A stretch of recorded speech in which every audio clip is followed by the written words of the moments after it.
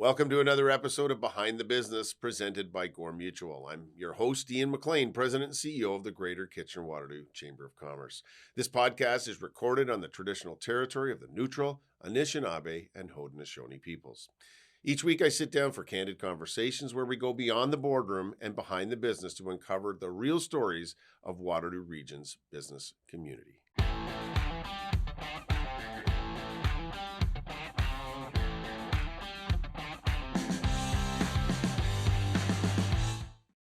Well, today we're sitting down with Amy Ballantyne, an executive life coach, two-time TEDx speaker, best-selling author, and the host of the podcast, Power to the People Pleasers. Amy works with leaders and teams across Canada to strengthen emotional intelligence, build resilience, and create workplaces where wellness and worthiness are not just buzzwords. They're part of the culture. We talked to her about her personal journey into coaching, the lessons she's learned from both success and failure, and why she believes compassion and confidence are the future of leadership. Get ready for an inspiring, energetic conversation about mindset, business, and what it really means to live. As Amy puts it, an awesome life. Join me in the episode as we go behind the business with Amy Ballantyne. Well, Amy, before the TEDx stages and the coaching practice you lead today, take us back to the beginning. What did your early career look like? And how did that path evolve into the work that you're doing now?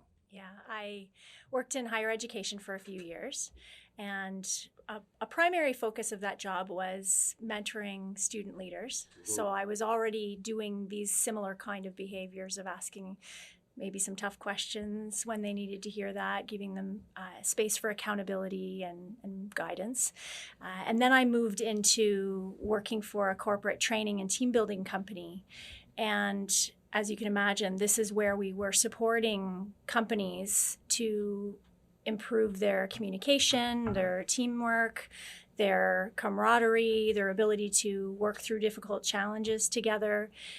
And in addition to that, I also started my own business through a product partner called USANA Health Sciences, where I began doing wellness coaching. And that was the biggest starting point of the coaching side of things, is helping people to make wellness more of a priority in their life. Just in that coaching, is it focused on the full array of things like mental, physical? So I mean, there's all kinds of, when you say wellness, it can be work-life balance, it could be, your exercise regime. Is it all of those things, or any of the above? Yes, it was all of those things. I believe in the whole person coaching approach. So I always am led by the client. So what the client wants to start talking about first is where we begin. But it's kind of why I call it wellness, because there are so many pieces of the puzzle for us to feel great. And it is important that we're talking about each of those pieces and ensuring that we're moving the needle in all of them. Some people have exercise down pat, right? Mm-hmm. But it might be their nutrition or their stress management that's the problem. So I've always taken the holistic approach to supporting individuals. Well, that leads, in terms of coaching, I think more in the sports part, but coaching begins with personal transformation. So someone's got to, make a decision to do something. So what inspired you to start this journey of helping others unlock their own potential? Like, you were in sort of the space, but what was the kind of like the light went on, or the aha, saying that's what I want to do? When did that happen, or what shifted so that was you determined that was the direction that you wanted to go down? I always knew that I was going to help people in some way with their wellness. And I actually believe that our wellness is greatly linked to our work life and our home life. So it's all encompassing for me. And that early decision actually was decades ago when I was a really young girl. My mom actually lost both of her parents before she was 10. So when I was a little girl, I heard about these people I would never have a relationship with. And the biggest message that I took away from that really young time was they didn't take care of themselves. That's how she would explain it to me, And so that message has been playing in me for all of my life of I want to take care of myself so that I can live long enough so I might one day know my grandchildren and great-grandchildren, if I'm fortunate enough to have that. And that has spurred on a lot of my choices, why I went to Laurier for kinesiology, why I got involved with a wellness company. There are all of these pieces of the puzzle that have come together because I know that I'm meant to help people in that aspect of their life with their wellness. So you often talk about living an awesome life, and I love that because that sounds like fun. If you're saying living an awesome life, how do you define that for people that you coach? Because I mean that would strike me as being beauty's in the eye of the beholder, and an awesome life is really individual to the person that's making that evaluation. So how do you define that as you coach someone? And what does that, I mean, maybe the place to start, what does that look like for you? What's an awesome life for you? Because it's not going to be the same for anyone else. Ian, you are taking the words right out of my Jeez, mouth. I shouldn't have done that. So good. Well, I think one of the things that sets me apart as a coach actually is that I don't believe that I have the answers for you for your awesome life. I would want to hear what awesome means to you. What are all the pieces of your awesome life and how does that show up for you? For me, only in my model of reality, an awesome life means spending time with my husband, especially he's big into baseball, so making sure that I'm there to cheer him on when he's coaching on the side, and my kids are both into my older two are both into rep baseball and softball, and my youngest is a competitive dancer, so we're always busy and into sports, as you talked about being into sports. And for me, it's designing a life where I am the one that's making the choices to go for a walk if that's what's needed in my life. I'm making healthy decisions around what we're eating 80% of the time, right? And I really live by this idea that I don't want to have regrets. Obviously, we all do. We have places where we've made mistakes. Our biggest learning moments come from those. But I'm constantly thinking about what can I be doing to grow and improve myself so that I can have the awesome life that I desire. And that, again, is my version of the awesome life. Well, and I think that's important. Like family, sports, making time for the things that are important to you and not being, put in the position of saying you gotta compromise one for the other. And I guess that's where the home and work. I don't know how you have an awesome life without, for most of us, we have to make a living. Yeah. And so you spend more time on it most days in your work life than you do with your family or your kids, so it really is a choice. And so making the choice is, I mean, but that's a discipline that I think what I hear you saying is that's your the way you portray it, but asking the questions so people come to their own conclusions is really important. And can I add to that? The idea that, when we think about balance, being our time is not equal. That's where a lot of people get hung up, that they're wishing and hoping for balance in that there's an equality in time at home and at work. But that's why I believe some people are getting so stuck in this, I can't possibly have balance because I work so much. And so I like to turn it around in the way that I teach on balance is a feeling, not your work life and your home life being equal. It's a feeling. So when you go on vacation, Ian, what are the positive feelings that you feel when you're on vacation? Yeah. Well, I just came back from 3 weeks, and I for me, it was, I didn't care what we were doing because I was with my daughter. And I just said, we explored New Zealand and Australia and had 3 weeks with my 22-year-old, which God bless. I mean, it was a miracle. But for me, it wasn't about what we did. Yeah. And frankly, I would have taken the 3 weeks, whether it was Australia, New Zealand, or Chicago or Toronto. It was just spending that time. And I mean, I think that's an important one of not wishing to be somewhere else or wishing for something that you may not be able to. It for me, that it's more about the people I'm with and the time that I spend at work. That to me is the work-life balance. Is I love what I do, so work isn't something I kind of don't want to spend time doing. But, it wasn't always that way. And so what are the feelings that came up for you when you were with your daughter, the feelings that you had when you were there? Well, I've always spent a lot of time with them coaching and doing those things and doing those things. And I don't get to do that anymore. So I was like, this is just having that time where, and it's an adult relationship. For me, it's different. I mean, people that have younger kids, it's like we traveled and we went to Australia, went out to New Zealand, traveled back to Australia for 3 weeks. And I was like the kid. I was like, well, what time do we leave for the airport tomorrow, Hannah? Yeah. How do we get there? And for me, it was just like, it was so nice to be with her. But it was also, and one of the things that I loved about it was I was not in charge. I was not the CEO. I was like, so I paid a few bills, but I was like, you tell me what we're doing, and I'm fine with that. Yeah, so you had some time to be childlike. Yeah. You had some time to be curious, right? These moments of connection and love. So I'm pulling out the feelings, right? And so when we're looking at balance, it's looking at how can I access those feelings even in the chaos of maybe when you're back at work and you're working long hours. How can you access those feelings of connection? For some people, it might be having a phone call with a loved one, because that's what can actually fit into the moments of their life. So it's figuring out, how do I access those feelings more? But that was a bit of a tangent. No, but it's important because, on a day-to-day basis, like we're back at it, and I'm working and she's at school in Dalhousie and my youngest is at University of Ottawa. But we talk every day. So even though it's like 10 minutes, it's something that 10 minutes kind of recharges. So I think that's a good frame, because the equality of time doesn't equate the quality of the interaction.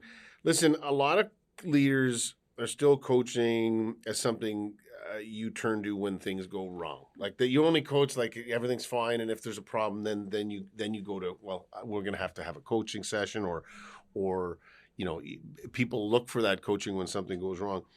How do you reframe that? Because I mean, part of leadership, doesn't matter what you're doing, is coaching is part of what you do. It's learning and understanding who people are, how they interact, what it takes to motivate them. There's coaching in everything you do, so it shouldn't be seen as, and I guess this is where you take this, is it's not seen as a remedial thing. It's something you should be investing in all the time. Yes, absolutely. And we both mentioned sports. It's that idea that the coach helps us be better. Mm-hmm. So it's not just when we're struggling or having a challenge. That certainly is a time when I have conversations with people, but it's also helping people to go to the next level. Being a person, and I'm sure you do this with your own team, being a person who maybe helps them see the blind spots that they're not seeing for themselves, shining the light where there could be more growth and development, maybe some reframing in their thinking. And so it's really about helping leaders to see that the people around them, I use the analogy of the onion a lot. We have so many layers, and there's so much opportunity for us to learn about ourselves. And as we learn and develop new habits and new strategies, we're that much better in the workplace for those leaders. Well, and I mean, there's no I in team is an old one, but it's true. I mean, you can't do anything without that team members doing the work. So the Behind the Business podcast is made possible through the support of our title sponsor, Gore Mutual. Proudly Canadian, Gore Mutual has stayed true to one purpose for more than 185 years, insurance that does good. It's the reason they exist. They believe that when we focus on being good, doing good, and spreading good, we all thrive together. We're grateful for their continued commitment to our local communities and the positive impact they make every day. For more information, visit goremutual.ca. Listen, and I'm interested in this because I don't fully understand it. Your mission is so a goal or mission to inspire 100,000 people to embrace their worthiness. And I love it, but it's not a word that you would generally hear in business. Like if I think back and think of and there's been HR gobbledygook and coaching and stuff that some of it is like, oh my goodness. But in all my years, I've never heard it expressed that way. What is the concept of worthiness mean, or how do you flesh out what that means in the context of why it's important for leaders and teams today? So think about the leadership team that you have around you. Any number of those people can be having thoughts like, I'm not good enough, I'm not good enough to speak up or to do this project, I'm not smart enough for this, I shouldn't really be here, I got here by accident or whatever. All of these inner dialogue moments that are suggesting they don't feel worthy of the moment, of the opportunity, and so on. And I can tell you that the majority of the leaders that I coach have this as one of their struggles, but it's not something that's spoken about around the boardroom table. It's not.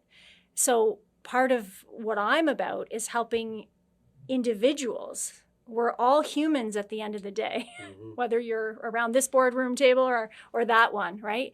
And we do have a tendency, I'm generalizing here, but there is a large number of people who are struggling with these kinds of negative self-talk. Well, certainly something like I'm not good enough, I'm not worthy is a significant contributor to lack of confidence. I've put myself in this position, but a lot of times you hear people say, well, if you get the opportunity, just fake it till you make it. I'm not sure that's a great strategy. I mean, at some point everyone gets into a new position, and there is an element of, I don't know what I'm doing, because you really don't until you've taken a job. But if you've got the skills and you're moving in, into that, a lot of times you say, I'll get it. I can, in a minor way, for a short period of time, say I'm going to do more listening. I can fake it till I make it. But then I think there's others who would just really say, I just have no idea. Like, how did I end up here? Is that what you're talking about when they that worthiness part of saying, if it's less about the frequency of doing something, is like, can you golf? Well, if you've never golfed, sure, you can be on the golf course, but you're not going to be very good. It's when they're beating themselves up. Yeah. And it's actually more about childhood stories that are coming up that are fueling this low self-worth, low self-esteem, beliefs that they're not worthy to be around the table. Or I coached an individual once who she had a client who she deemed to be quite, we'll call it impressive, a lot of high credentials.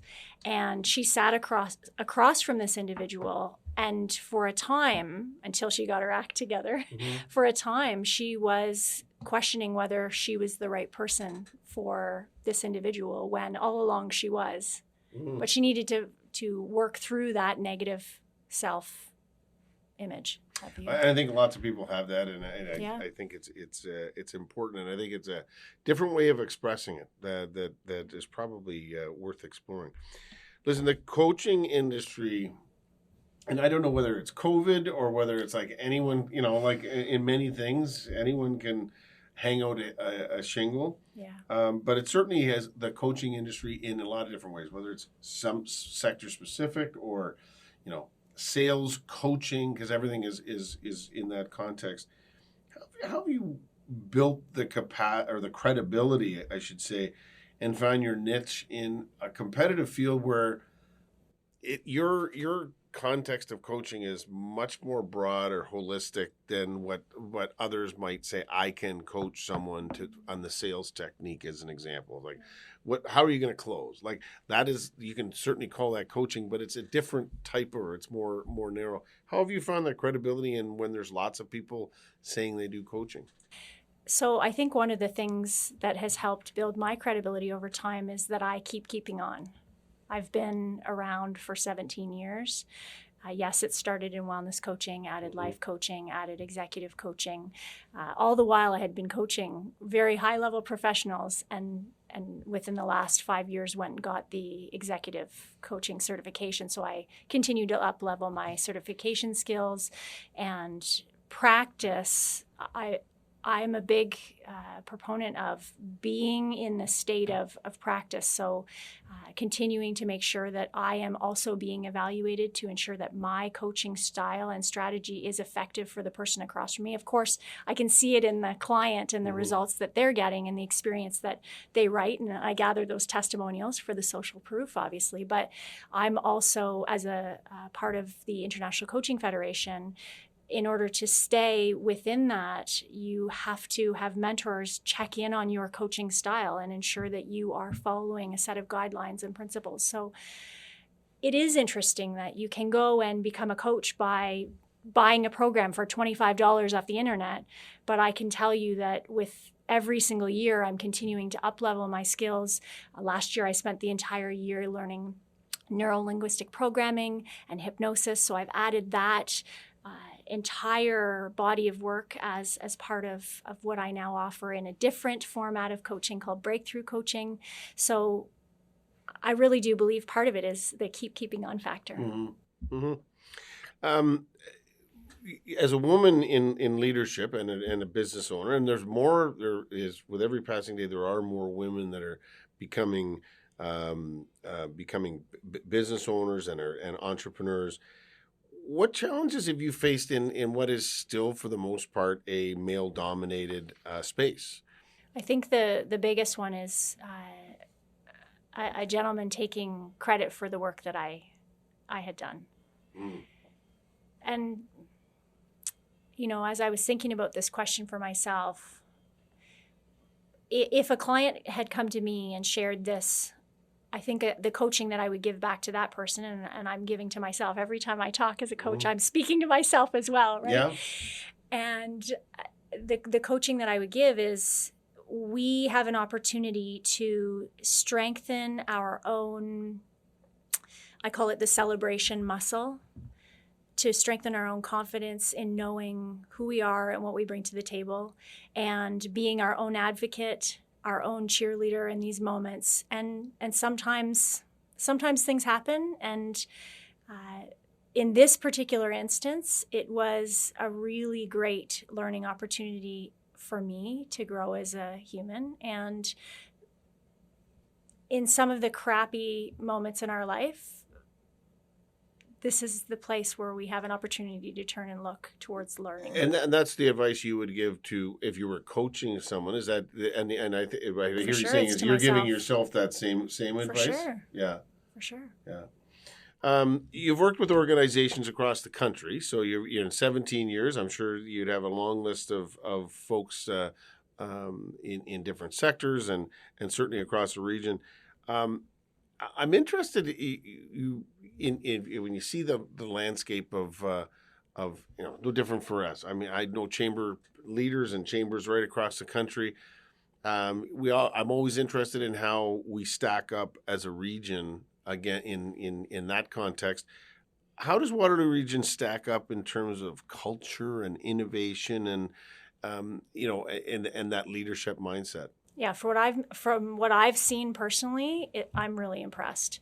So leadership mindset, the leaders are investing in growth opportunities for their staff, for their teams.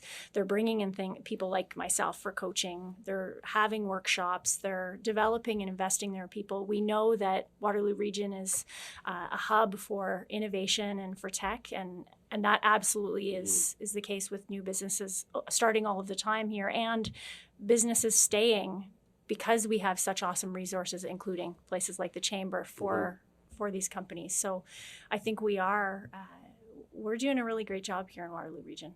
Yeah, it's good to know because it's a very competitive landscape, not only within Canada but globally. So being at the forefront of lots of things, including on the people side is important. Listen, we're almost out of time. We could keep talking and we could go off down many rabbit holes. However, we're gonna start to wrap up. You've already made a significant impact through your coaching and speaking. and the Power of the People Pleasers podcast. So I'd be pleased to come on your podcast. Yeah. I mean, it's kind of a reciprocal thing.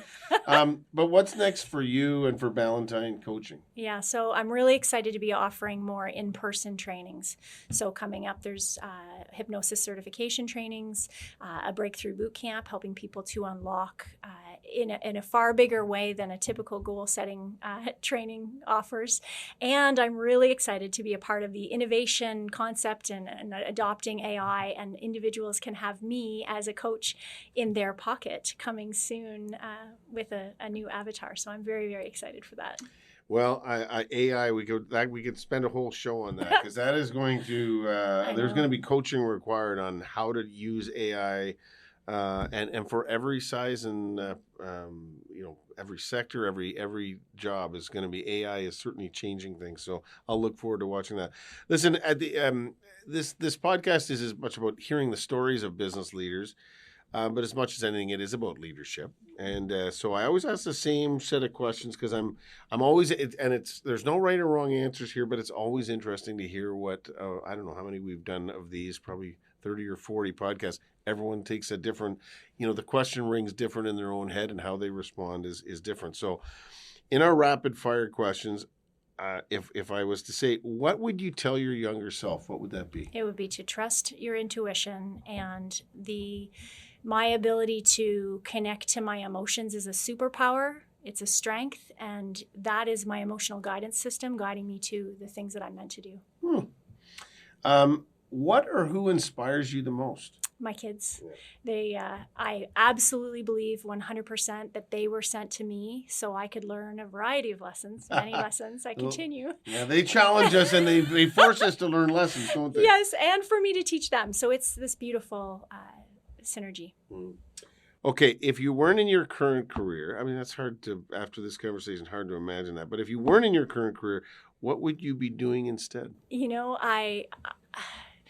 Part of me would say a teacher, but I already feel like I do that. But someone said to me recently, you should be an officiant of weddings. So that might actually happen someday. We'll see. I can tell you that I've done one for a friend, even though it's not official, because I'm not officiant. You would be great at doing that. So you can add that as a sideline, right? Like it's just one more thing to add to the table. Yes. It's interesting. I'm always fascinated by this, the way people answer. What book are you reading, or which podcast are you into right now? And you can't say your own, and you can't say business or behind the business podcast. Although I know that's the one that you listen to. Yes. But what else would you be reading or listening to? Yes. So there's two books. One is Lessons in Chemistry, so it's a fun read. Lessons in Chemistry. It's a fun read. There's maybe a Netflix show about it too. There's a series on it. Oh, anyways, yes. Okay, now I know what you're like. But it's there's an incredible paragraph at the end of the book that I almost brought to read to you because it is so good. Anyhow, the other book is How to Get Anything You Want by Elsie Lincoln Benedict. So. Okay, I'm going to have to. I watched the series. I'll have to read the book. The book is quite good. Yeah. Okay, and what we just keep it local? What is one of your favorite local businesses here in Waterloo region? Oh my goodness! So when I invest time into just having Amy time, I go to Angel Treasures in St. Jacobs. Wow, it is one of my favorite places in this region.